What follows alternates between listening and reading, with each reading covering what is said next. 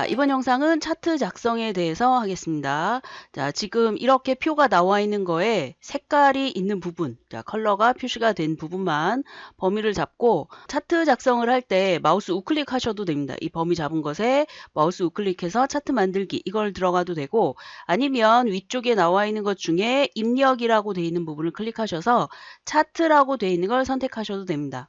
자, 그러면 이렇게 표시가 될 텐데, 일단 제일 먼저 차트 만들어진 거에서 마우스 우클릭한 다음에 개체 속성을 글자처럼 취급이라는 걸로 만들어줍니다. 이렇게 하고 확인을 누르게 되면 대부분이 아래쪽으로 내려가요. 이렇게 아래쪽으로. 그리고 글자처럼 취급을 하게 되면 이 차트 만들어진 것의 오른쪽에 이런 표시가 됩니다. 이런 표시라는 얘기는 얘를 글자처럼 이동을 할 수 있다는 얘기예요. 예를 들어서 하나, 둘, 세 칸을 옆에 빈 칸을 뒀어요. 그럼 얘를 끌고 옆으로 이렇게 가게 되면 커서 단위로 얘가 이동이 됩니다. 그래서 앞쪽으로 가면 비어있는 칸이 이렇게 보여집니다.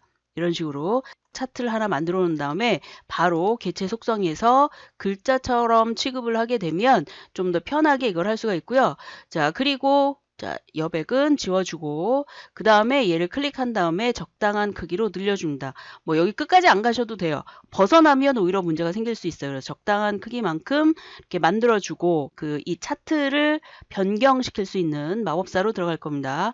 자, 지금 보시면 여기에 지금 이게 사각형으로 되어 있고 여기도 사각형이죠. 자, 그런데 얘를 더블 클릭을 하게 되면 안쪽이 바뀝니다. 그래서 얘가 조금 깎인 사각형이 되고 얘는 반으로 바뀌었어요. 자, 이렇게 해야지 얘가 편집인 상태로 들어간 거고 우클릭했을 때 메뉴도 달라집니다. 그래서 그냥 한 번 클릭했을 때 우클릭인 경우에 나오는 부분과 얘를 더블 클릭을 해서 나오는 부분과는 메뉴가 다릅니다. 자, 이렇게 된 상태에서 차트 마법사를 선택을 하게 되면 자, 지금과 같은 화면이 보여지고요. 차트의 종류가 나오죠. 자, 이렇게 돼 있는 것 중에 여러분이 원하는 차트를 선택을 하면 되겠죠. 자, 가로막대. 자, 가로막대의 첫 번째를 클릭했더니 화면 아래에 묶은 가로막대형이라고 표시가 돼 있죠. 자, 이거를 선택을 한 다음에 그 다음에 위쪽에 보시면 탭이 또 한 가지가 있는데 여기는 그 차트의 종류가 되겠죠. 얘는 볼 필요가 없으니까 다음으로 넘어갑니다. 그 다음에 이제 여기에 보시면 방향에 대한 설정인데요. 자, 여기에 방향 설정은 어떤 걸 확인하시냐면 이 항목 부분과 여기에 나와 있는 범위의 부분이 어떻게 되어 있는지, 그래서 여러분이 나타내고 싶은 방법대로 표시를 하셔도 되고, 아니면 만약에 시험 문제에 나와 있다 그러면 그 시험 문제의 이 부분과 이 부분을 참고해서 이게 행인지 열인지 판별을 하시면 되겠습니다. 자, 그래서 이렇게 하게 되면 항목별로 데이터가 나온 걸 알 수가 있죠. 자, 이렇게 표시가 할 수 있고 그 다음에 반드시 위에 또 다른 탭이 있는지 확인을 하셔야 됩니다. 다음을 클릭하시면 이번에는 위쪽에 탭이 여러 가지가 나와 있죠. 조심해야 될 부분이고, 자, 차트 제목이라고 하는 부분에 데이터를 입력을 합니다. 자, 뭐 시험 문제라면 거기 나와 있는 대로 하겠지만 표에 대한 데이터를 이용하여 만든 차트 뭐 이렇게 쓸까요? 자, 이렇게 그 다음에 이제 X축 항목이라고 되어 있는 거는 얘가 이 부분이 X축이에요. 그러니까 항목축이라고 나와 있잖아요. 보통은 이렇게 해서 막대가 위로 이렇게 올라갔을 때 여기가 X축, 여기가 Y축입니다. 그런데 그게 헷갈린다 그러면 보통 어떤 걸 확인하시냐면 항목축이라는 말과 갑축이라는 말이에요. 말 그대로 갑축인 경우에는 옆에 숫자가 나와야 되겠죠. 그래서 이게 가로 방향으로 되어 있기 때문에 이 부분이 Y축이 되면서 갑축이 되겠죠. 자, 그걸 잘 확인하셔야 되고, 그래서 시험지든 아니면 여러분이 원하는 형태든 봤을 때 어느 쪽에 어떤 식으로 표현이 되는지 확인을 하셔야 되겠습니다. 자, 저는 여기다가 단위명이라는 걸 넣었어요. 그렇다면 이게 단위명 이렇게 들어가겠죠, 제목으로. 자, 그 다음에 축이라고 되어 있는 거 보시면 지금 둘 다 선택이 되어 있죠, 이렇게. 자, 둘 다 선택이 되어 있을 때 항목축이라고 되어 있는 거 체크를 풀어주면 없어지죠. 다시 한번 클릭하면 생깁니다. 여러분이 클릭하면서 어떤 것이 없어지고 생기는지 확인하실 필요가 있고요. 자, 눈금선도 마찬가지입니다. X축의 주눈금선, 그러면 X쪽에서 뻗어나가는 선들, 그 다음에 없애주고 Y축 그러면 Y축에서 뻗어나가는 선들에 해당하는 부분이고, 범례라고 되어 있는 부분은 이 부분이에요. 자, 이거를 위쪽으로 하게 되면 위로 올라가고 다시 오른쪽으로 하면 오른쪽으로 그대로 간 걸 알 수가 있겠죠. 그 다음에 배경색이라고 되어 있는 부분은 이 표가 만들어진 전체 색, 그거는 지금 없으니까 그냥 놔두시고요. 데이터 레이블이라고 되어 있는 부분은 차트가 만들어진 거에 이 부분에 값을 표현할 것인가 아니면 항목을 표현할 것인가 이런 것들을 선택을 하는 겁니다. 그래서 계열을 클릭하면 이렇게 보여지고 항목 이름 없애고 항목 이름을 선택하면 항목의 이름으로 나오죠. 만약에 값으로 표현하고 싶다 그러면 이런 식으로. 그런데 문제에 하나만 선택해야 되는 경우가 있어요. 하나만. 그거는 다 만들고 빠져나가서 하는 경우입니다. 여기는 한꺼번에 할 때 해당하는 부분이고요. 자, 이렇게 한 다음에 더 이상 다음이라는 걸 누를 수가 없죠. 그리고 확인을 누르게 되면 이렇게 변경된 걸 알 수가 있습니다. 자, 이렇게 된 상태에서 이제 위에서부터 아래로 쭉 내려올게요. 이제 만약에 문제가 있다 그러면 문제에서도 위에서 아래쪽으로 내려가면서 확인을 하면서 변경시킬 필요가 있습니다. 자, 이번에는 제목에 해당하는 걸 한번 바꿔보도록 하겠습니다. 제목에서 물론 우클릭하고 이렇게 해도 되지만 여기에서 제목에서 그냥 더블 클릭을 해도 바로 나옵니다. 그래서 배경, 그 다음에 글자, 위치, 이 중에 글자라고 되어 있는 부분에 보면 글자의 형태, 그러니까 폰트죠. 자, 이거를 도둠으로 바꾸겠습니다. 그래서 글자라고 나와 있는 부분에 여기를 도둠으로 선택을 하시면 되는데 쭉 보니까 가나다 순으로 되어 있는 것 같아요. 그럼 디귿이니까 디귿 위치로 가면 되겠죠. 그래서 위쪽으로 쭉 가시면 도둠에 해당하는 거를 찾을 수가 있습니다.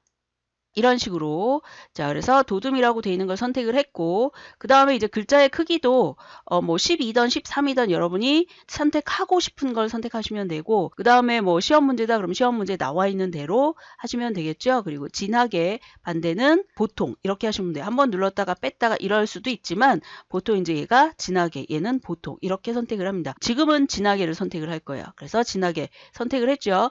자, 이렇게 한 다음에 그 다음에 이제 배경이라고 되어 있는 부분에 가보시면 배경에서 자, 여기 지금 보시면 선 모양이라고 나옵니다. 이 배경을 어떻게 할 것인가 하는 건데 이 배경에 해당하는 거를 지금 제목이니까 제목 부분에 해당하는 거예요. 자, 그 테두리 선을 한 줄로 할 겁니다. 한 줄인데 그 한 줄은 그냥 그대로 놔두고 그 다음에 선색은 이제 요 그레이색으로 표시를 한 거고요.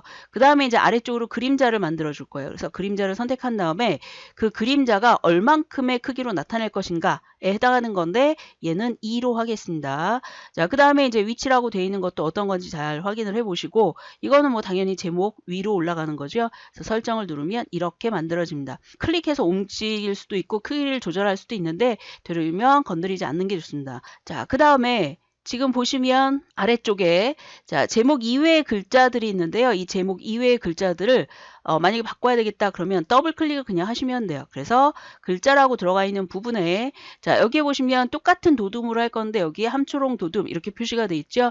자, 이 상태에서 돛이라는 글자를 쓰게 되면 도둠이라는 글씨가 바로 화면에 나옵니다. 그냥 그거를 얘를 클릭한 다음에 글씨만 쓰면 그냥 그 위치로 갑니다. 물론 안 나올 때도 있기 때문에 여러분이 아까 제목에서 했던 것처럼 가나다 순으로 찾아서 하실 필요가 있겠죠. 자, 이거는 보통으로 할 거고 그 다음에 크기는 10포인트로 할 겁니다. 10pt 선택을 하고 자, 이렇게 한 상태에서 얘는 가로 방향으로 그대로 나와 있는 거죠. 자, 이렇게 하고 설정을 누르게 되면 자, 글씨체 가 바뀐 걸 알 수가 있습니다. 그 다음에 이제 이것도 마찬가지죠. 얘도 글자, 그 다음에 아래쪽에 내려가서 도둠, 돛이라고 쓰고 자, 얘를 선택을 한 다음에 얘도 보통 글자입니다. 그리고 포인트도 10포인트로 PT로 만들어 줄 거고 자, 설정. 자, 그 다음에 얘도 마찬가지예요. 얘도 더블 클릭을 하게 되면 자, 그것에 해당하는 글자가 함초롱 이렇게 나오죠. 얘도 돛 이렇게 쓰면 되는데 자, 도둠과 도둠체는 차이가 있다 그랬죠. 반드시 도둠으로 하셔야 됩니다. 그 다음에 역시 보통이고 얘도 CPT로 설정을 할 거고요. 설정. 자, 그 다음에 이제 오른쪽 범례 부분도 왜냐하면 제목 이외의 글씨는 다 이거로 바꿀 거기 때문에 그래서 글자라고 돼 있고 얘도 역시 도둠으로 선택을 하고 그 다음에 CPT로 바꿀 겁니다. 이렇게. 자, 이렇게 하고 설정을 빠져나가면 다 CPT로 바뀌었죠. 자, 이렇게 하면 글자의 형태를 지금 바꾼 게 되고요. 자, 그 다음에 이제 축. 여기에 나와 있는 요 X축. 그다음에 Y축 이렇게 표시가 돼 있는데 여러분이 원하는 대로 이걸 바꿀 수 있지만 시험 문제라면 명시가 되겠죠. 자, 그랬을 때 축 제목이라고 되어 있는 이 부분을 더블 클릭하면 자, 여기 지금 보면 글자라고 되어 있는 부분에 글자 보임이라고 선택하니까 이게 나오죠. 자, 여기서 글씨를 바꿔 쓰셔도 돼요. 바꿔 쓰셔도 되고 자, 그리고 지금 나와 있는 0부터 2만, 4만 뭐 이렇게 해서 16만까지 나오는데 자, 이거를 좀 올려놓도록 하겠습니다. 이렇게 올려놓고 여기서 마우스 우클릭하게 되면 여기 보면 계열, 축 이렇게 나와 있죠. 자, 이 중에 축이라고 되어 있는 걸 선택을 합니다. 여기 중에 세로축은 항목이고 가로 갑축이라고 되어 있는 걸 선택을 합니다. 선택을 하게 되면 화면에 이런 게 나와요. 아까하고는 좀 다르죠.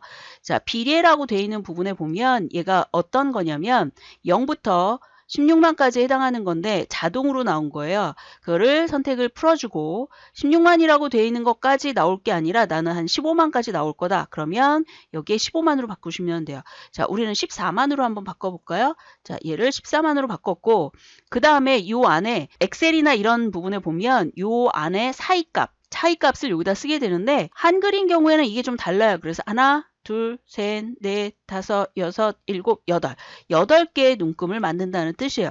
그러면 14만일 경우에는 어떻게 해야 되느냐? 한 7개 정도 만들어 볼까요? 자, 7개를 선택하고 설정을 누르게 되면 14만까지 갔는데 그 안에 눈금자가 7개가 만들어진다는 뜻입니다. 그래서 이렇게 눈금자를 만들 수가 있고요.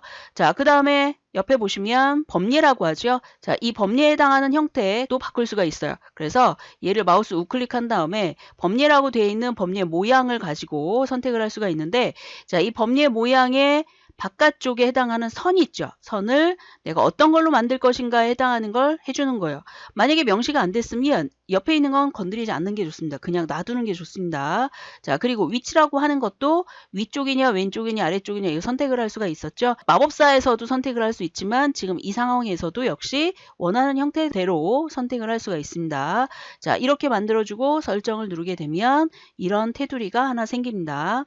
자, 그 다음에 여기에 나오는 거 이제 뭐 문제에선 자주 나오지는 않는데 여기에 나와 있는 이 부분 보이시나요? 자, 이 숫자 부분에 해당하는 거 다시 한번 축으로 갑니다. 축으로 가셔서 가로 갑축으로 갑니다. 자, 그 다음에 눈금이라고 되어 있는 부분에 보면 자, 이 눈금에 대해서 축 모양이잖아요. 눈금에 대해서 지금 가운데 부분 여기 선이 가운데로 와 있는데 안쪽으로 할 것인가 바깥쪽으로 할 것인가를 선택을 하게 됩니다. 자, 바깥쪽으로 한번 해볼까요? 이렇게 하고 적용을 눌렀더니 바깥쪽으로 선이 생겼어요.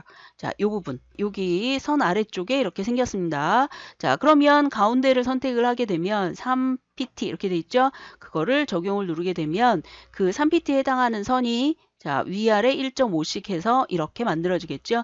자, 이런 식으로 만들어지는 거를 눈금이라고 얘기를 합니다. 그리고 설정을 누르면 이렇게 바꿀 수가 있고요. 자, 그리고 차트 전체에 대한 그림자를 만들고 싶다 그러면 역시 바깥쪽에서 더블 클릭을 한 다음에 여기에 지금 나와 있는 것 중에 그림자라고 되어 있는 거를 선택을 하시면 되겠습니다. 자, 이거는 전체 차트에 대한 거기 때문에 아래쪽으로 생기겠죠. 자, 이렇게 하고 적용 눌러볼까요? 자, 아래쪽으로 이렇게 그림자가 만들어집니다. 그리고 여러분이 원하는 형태대로 이걸 만들 수가 있겠죠.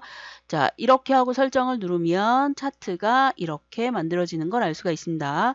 자, 그 다음에 얘가 너무 왼쪽으로 가 있잖아요. 그래서 이거를 바깥쪽에다 놓고 클릭하고 가운데를 선택을 하게 되면 얘가 가운데 요 한 문단에 해당하는 이 부분 중에 가운데로 갑니다. 자, 이렇게 해서 이 위에 있는 버튼을 눌러서 가운데로 오게 하고 싶다 그러면 반드시 이 차트 자체는 글자처럼 취급이라는 게 돼 있어야 됩니다. 자, 이 영상은 여기까지 하겠습니다. 수고하셨습니다.